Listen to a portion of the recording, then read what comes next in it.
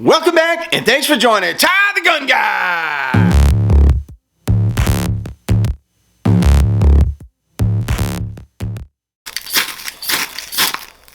Not a bad little fire for a ferro rod start in a wet Blackbeard fire stick. It does work wet, it does work on water. Don't be afraid, Blackbeard fire will work when you need it. All right, if you guys are interested in Blackbeard fire, don't forget to use my coupon code TODD10, TODD10, and get a 10% discount off your Blackbeard fire products. I didn't see it. Do it again, I'll watch this thing.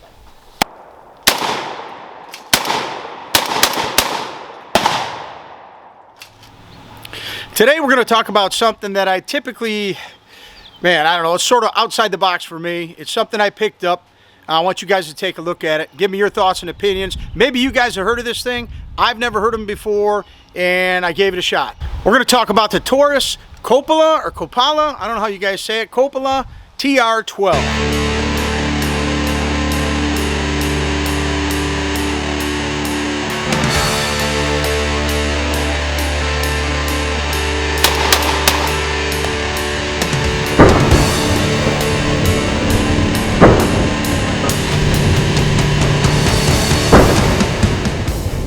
So quick backstory to it, we went out to our local range, and you know how that goes. The guys got some guns, they got their FFL in the back, and they're like, yeah, we're starting to sell guns, this and that. We do some consignment and different things. And you know, we're just about to go shooting. He threw this thing in my hand, he said, check this out, you gotta feel it, blah, blah, blah, blah, blah. We just got these in from New Jersey. And I go, what the heck's a Toros, man? He goes, you know, it's a company that makes these 12 gauge semi-automatic. And long story short, I bought it. Myself, my friend, we bought them. We took the plunge. They're like 550 bucks. You know, sometimes you get what you pay for.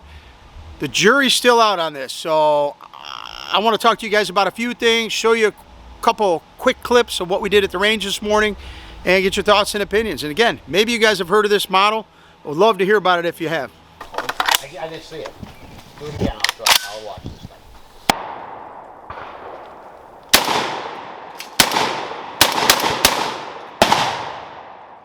Ain't it? Yeah.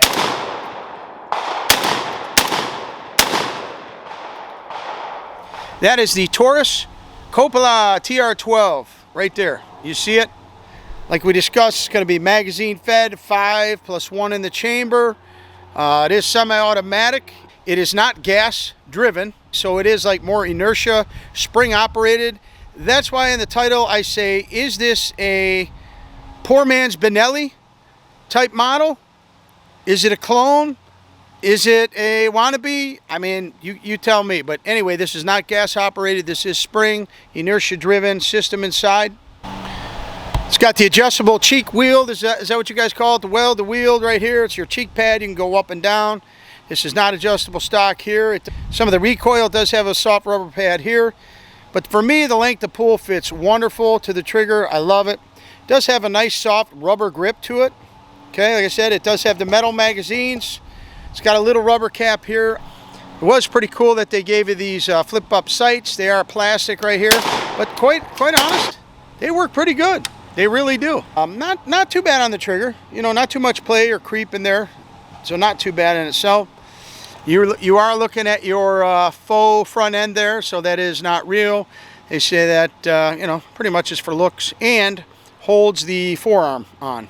So that is your nut there to actually keep the forearm system on when you take it apart. Got Picatinny rail sections that are all integral to the forearm right here. 2 underneath right here, and you got 1 on the side right here. You also have your top rail, Picatinny rail. So you got a lot. You got it on the front too. So you can put lights and doodads and gadgets and whatever the heck you want to do here. I think it would be an easy setup for a sling. So as far as the aesthetics, I think it's really appealing to the eyes. As far as the weight of this thing, I think it's really well balanced. I think it feels absolutely beautiful in the hand. Now let's get to the important part. How did this thing shoot? I bought this thing to go out and shoot pumpkins and melons and 2-liter bottles and just go out and drop 50 rounds, right? Have a great day and make my shoulder black and blue. That's why I bought it. Upon going to the range today, we had a plethora of shot, from number 8 bird shot and low brass to 4s and 5s like rabbit shot and your heavy duty brass. I had number 3 steel shot. We had double-aught buckshot. We had a plethora of rounds to put through this thing. I didn't take it apart and clean it before I went to the range. I did squirt some oil in the spring and the mechanism there in the slide to make sure I had some type of lubrication in there.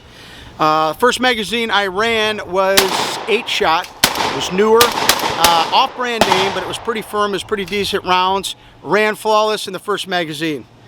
I then proceeded to go to older. Actually, it was Winchester. It was just your plain Winchester single X. I don't know if it was double, triple X, but it was number 8s. They were real soft. They were older. The shells, you could squeeze them. And when you put them in the magazine, they actually almost started crimping the shell. So I knew that might be a problem. It was a problem. Proceeded to jam, after a second shot into your third shot, you would get one hung up in there.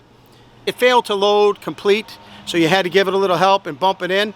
I think that's going to be with some wear time that will help.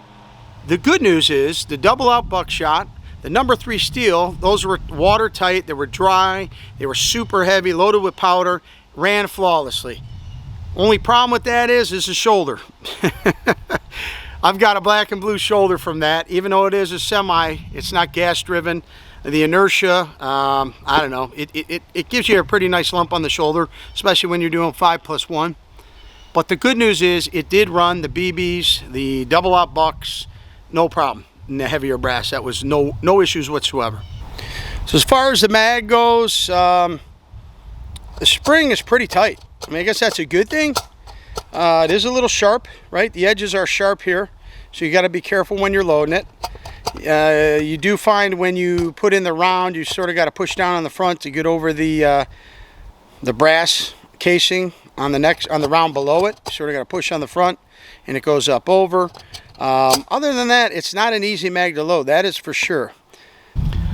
I'm going to keep taking this thing to the range, try to break it in, because there's absolutely going to be a break-in period with it, and we'll see how it goes. I'll give you guys an update before you drop the money, because you're talking $600 with tax.